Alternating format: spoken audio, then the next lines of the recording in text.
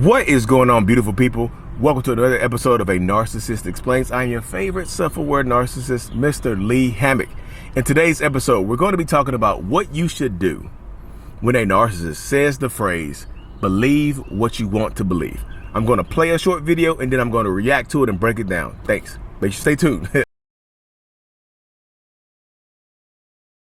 So if you're dealing with a narcissist or a toxic person that says something like, believe what you want to believe, you should absolutely 100,000% believe what you want to believe. And of course, if you're new here, I'm a narcissist. I actually have narcissistic personality disorder. A lot of times when you're dealing with narcissistic people and you catch them doing something, cheating, lying, or whatever, you have proof, you have evidence or whatever, and you present that proof and that evidence to them, guess what? They're going to say something. Well, guess what? I don't care. Believe what you want to believe.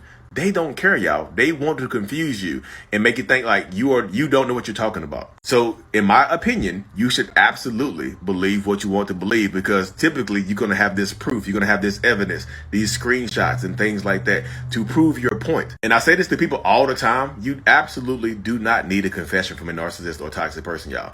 If you try to get a confession from them, you just provide them the ability to gaslight you even more and manipulate you even more into staying in a toxic relationship even longer than what you want to. Stay safe, and I hope this helps. So yes, hope y'all enjoyed that video and whatnot.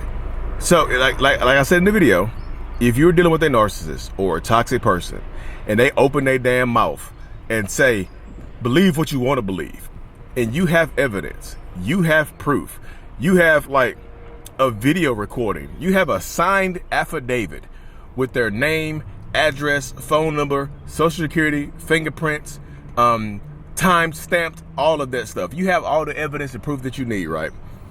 And you confront them with this, and they open their mouth and say, believe what you want to believe. Believe it.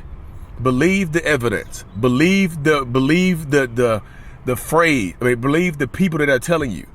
Believe it. Because that right there, that statement is so dismissive. It's so like, most times they're guilty when they say that right there. It's such a dismissive statement to try to invalidate you, to try to make you feel like you're crazy because, hey, how did you come up with this? Hey, why are you believing that? Hey, what's going on here? Hey, what's going on there? You know, so if you have proof and evidence and they open their mouth and say that to you, y'all believe it. Why? Like, this is what blows my mind sometimes. So many people will hear the narcissist say that and just give up. Well, maybe they are telling the truth. Maybe I am wrong. Maybe I am crazy. No, y'all, come on now. Come on. They say that because they don't want to go any further. And they don't want to admit They don't want to admit fault. They don't want to admit being wrong. They don't want to admit accountability here in this situation. Or take accountability, not admit accountability. They don't want that, y'all. And this is me being honest. They do not want to admit that because it doesn't benefit them to do that. So if they say, believe what you want to believe. Oh, I don't care. I'm done talking about this. What are you going to do? If you don't believe me, you should leave. Who you going to believe? Who you going to trust? Me or your lying eyes? Now, come on now. Trust your eyes. Trust your ears. Trust the evidence.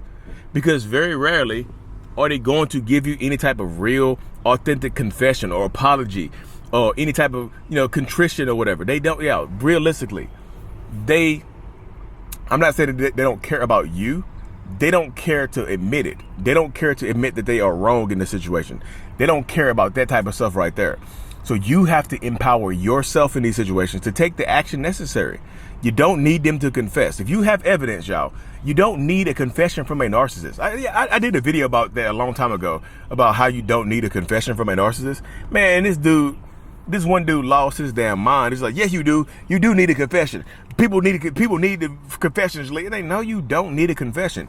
Why do you need them to confess if you have evidence, if you have proof? You needed a confession only gives them the ability to gaslight you even more. You needed a confession only keeps you in a toxic relationship even longer if your plan is to leave.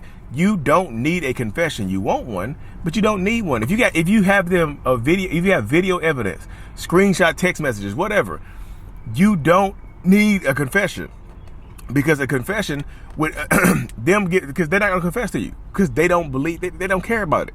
They don't care about the situation. So that if a narcissist looks you directly into your eyes when you are confronting them and they say, believe what you want to believe, Believe what you are accusing them of. Believe it. Because they did it. They a lot of times they'll ask you how you find out. You don't have to tell them your source.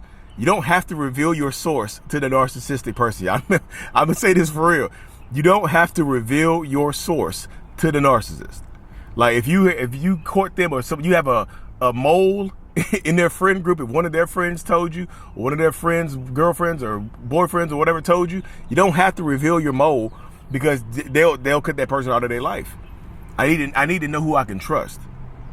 So if they ever open their mouth and say that to you, y'all, believe whatever it is you are accusing them of. They are guilty. Most times. And let me say this as well, y'all, because I know people will, Lee, I say that, and I'm not a narcissist. Lee, I told my partner, believe what you want to believe, and I'm not a narcissist. Y'all, intent matters. Sometimes if you're dealing with a narcissist, right? If you are dealing with a narcissist, they will overwhelm you with accusations. A lot of narcissists really do project a lot of the stuff that they do to you, right? They are very good at projecting the things that they do to you. Like the things that they are doing, they're very good at projecting them onto you. They lie. They are lying and cheating. They accuse you of lying and cheating. Like they are badgering you. So you, as an empath or whatever role you're playing here, you might say believe what you want to believe, because you're tired of arguing. They don't have any proof. They are just making false accusations to mess with you. That's the difference. You might have proof. You might already know. You might have definitive examples and evidence of what they are doing, and they tell you believe what you want to believe, to dismiss it because they don't care about the end result. You see what I'm saying? If you say believe what you want to believe, they don't have any proof or evidence. They're just making accusations. They're trying to belittle you. They're trying to exhaust you. They're trying to beat you down emotionally. So that's the big difference right there, y'all. Because I know people will see this video and be like, well, Lee, I say that, and I'm not a narcissist. Y'all, intent matters. Intentions matter. Like I had to beat you in the head. Intentions matter. Your intent, the things you do, the reason behind the things you do absolutely matters. So if a narcissist says believe what you want to believe, they are trying to be dismissive and avoidant of the issue. You say it, you're not trying to deal with somebody that's accusing you and lying on you and just trying to just belittle you and hammer away at you. You see the difference right there in that situation? So there's a big difference. So thank y'all for tuning in. Make sure you subscribe to the channel. And as always, y'all, Mental Healness is out. Peace. Thank you so much for making it to the end of my video. I am extremely grateful for you. Have no idea.